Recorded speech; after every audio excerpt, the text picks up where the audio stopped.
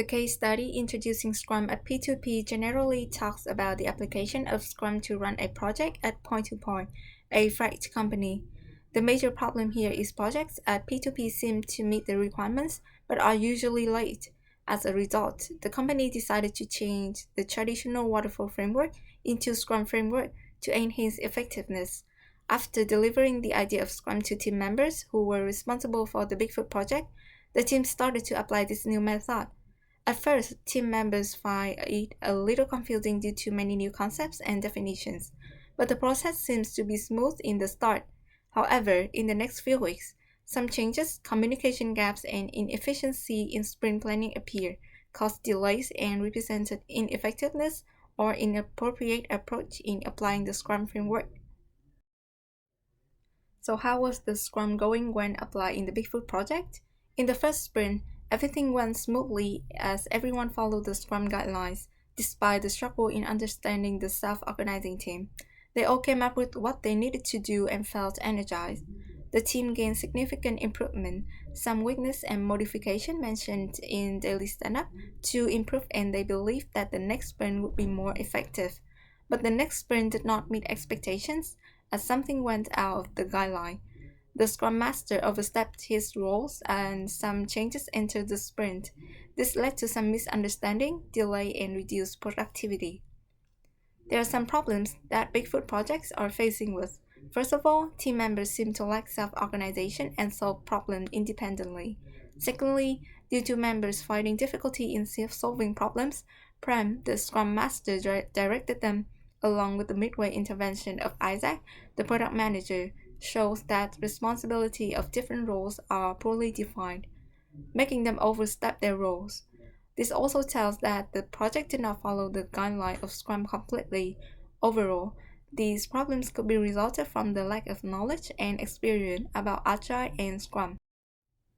Kendra, a 6-year software engineer in the IT department of P2P, working in the Bigfoot project and having an overview of the process of applying Scrum, asked Kendra at the retrospective meeting, I think I will share my thoughts by talking about both the achievements and drawbacks that project went through, by saying that we completed the project, overcome difficulties with the solution from Prem.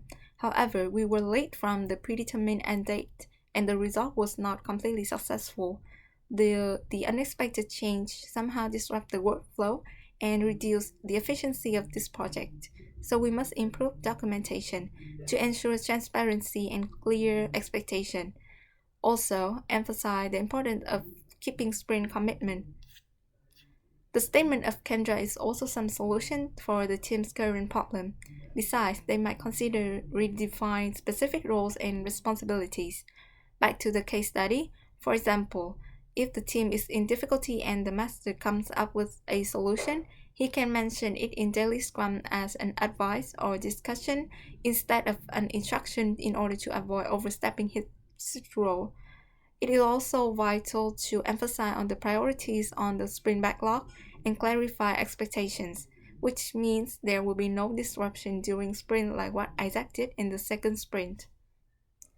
After completing the Bigfoot project, I think that the effort of introducing Scrum to P2P was necessary and had a few improvements, but was not successful and effective overall.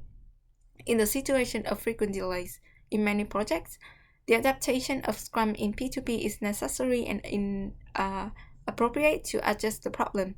But during the process, especially nearly in the end, everyone started to deviate from Scrum guidelines more and more. The team lacked collaboration, changes still appeared in midway, and the project was overdue. P2P faced several challenges during the adaptation of Scrum. The first challenge is the cultural resistance. Team members were all familiar with traditional approaches like waterfall.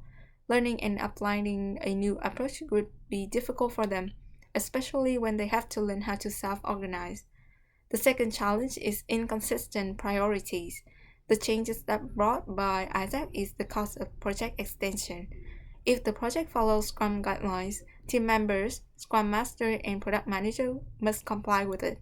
So there will be no modification between the sprint, or else Scrum's iterative structure will be undermined. So, in order to enhance the current situation, P2P could consider taking more time and effort on training about Scrum, carefully define responsibility for specific roles, and emphasize on the Scrum discipline. Furthermore, to enhance self-organization, P2P can deliver more case studies in the workshops so team members can develop problem solving and critical thinking, which can help them develop self-organizing. The company could consider hiring someone who is expertise in using Scrum in projects to support PM and the whole team to better perform in the next project.